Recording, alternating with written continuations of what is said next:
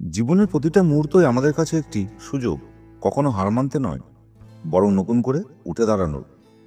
এই পৃথিবীর সাফল্য তাদেরকেই হাতছানি দেয় যারা স্বপ্ন দেখে এবং সেই স্বপ্ন পূরণের জন্য অক্লান্ত পরিশ্রম করে। আজকের এই যাত্রায় আমরা শিখব কিভাবে আপনার জীবনের বাধাগুলোকে পরিণত করবেন আপনার সাফল্যের সিঁড়িতে। প্রস্তুত তো? কারণ সামনে অপেক্ষা করছে আপনার জীবনের সবচেয়ে অনুপ্রেরণাদায়ক অধ্যায়।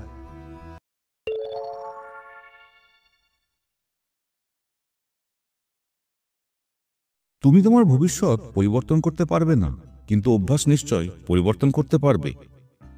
আর সেই অভ্যাসে তোমার ভবিষ্যৎ পরিবর্তন করে দেবে। সময় জীবনের সবথেকে বড় শিক্ষক। সময় ক্ষণে ক্ষণে শিক্ষা দিয়ে যায়। ভরসা নিজের ওপর রাখলে সেটা শক্তিতে পরিণত হবে, আর অন্যের উপরে রাখলে সেটা দুর্বলতায় পরিণত হবে। অন্ধের দেশে আয়না বিক্রি করা আর বিশ্বাসঘাতককে বিশ্বাস করা একই ব্যাপার। প্রতিদিন অন্তত 1% হলেও নিজেকে উন্নত করো। বছর ঘুরে দেখবে তোমার পরিবর্তন 365% হয়ে গেছে। আপনি যদি 100 জন লোককে আহার না দিতে পারেন, তবে কেবল একজনকে হলেও আহার করান। বইয়ের পাতা মানুষকে যা শিক্ষা দেয়, জীবনের পাতা তার চেয়ে অনেক বেশি কিছু শিখিয়ে দেয়। ধৈর্য রাখুন, সময় কখনো প্রতারণা করে না। স্রোতের বিপরীতে দাঁড়িয়ে থাকতে পারাটাই সবথেকে বড় চ্যালেঞ্জ। সবাই এটা পারে না।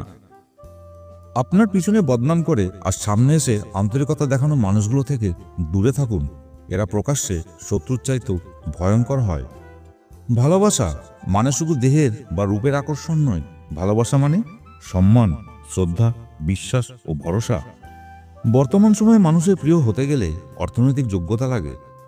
অর্থশূন্য মানুষ কখনো কারোর প্রিয় হয় না। বৃষ্টি এলে বুঝিয়ে দেয় ঘরের ছিদ্র কোথায়, আর বিপদ এলে বুঝিয়ে দেয় আপন মানুষ কোথায়। স্বার্থের পৃথিবীতে ভালো খারাপ বলে কিছু হয় না। তুমি যার মন রাখতে পারবে তার কাছে ভালো, আর যার মন রাখতে পারবে না তার কাছে খারাপ। এটাই বাস্তব।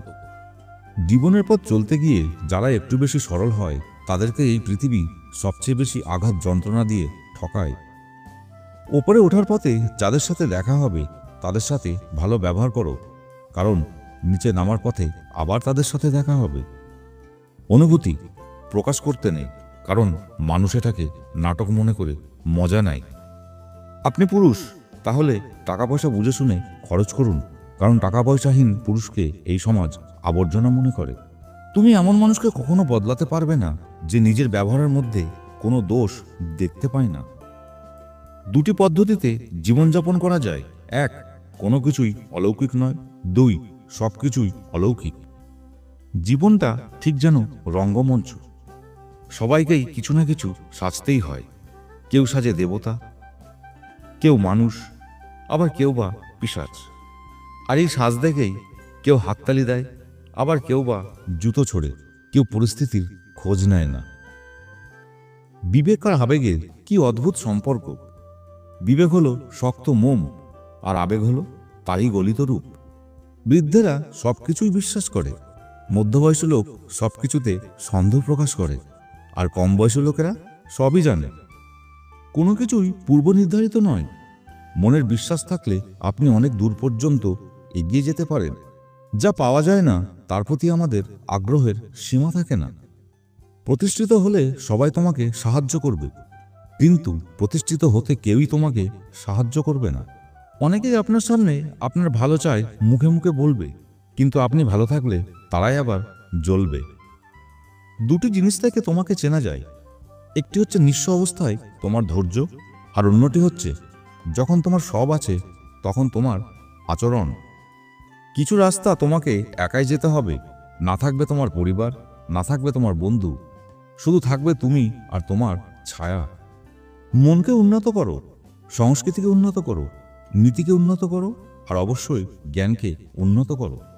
যে ব্যক্তির অন্তর অহংকারে পরিপূর্ণ থাকে, সেই ব্যক্তি নিজেকে ছাড়া অন্য কাউকেই উপযুক্ত মনে করে না। অযোগ্য দুর্বলের নেতৃত্ব অতি ভয়ঙ্কর। এরা নিজেদের স্বার্থের বাইরে ভিন্ন কিছু চিন্তা করতে পারে না। বয়সকালের মানুষ ছোটখাটো ভুল করতে থাকে।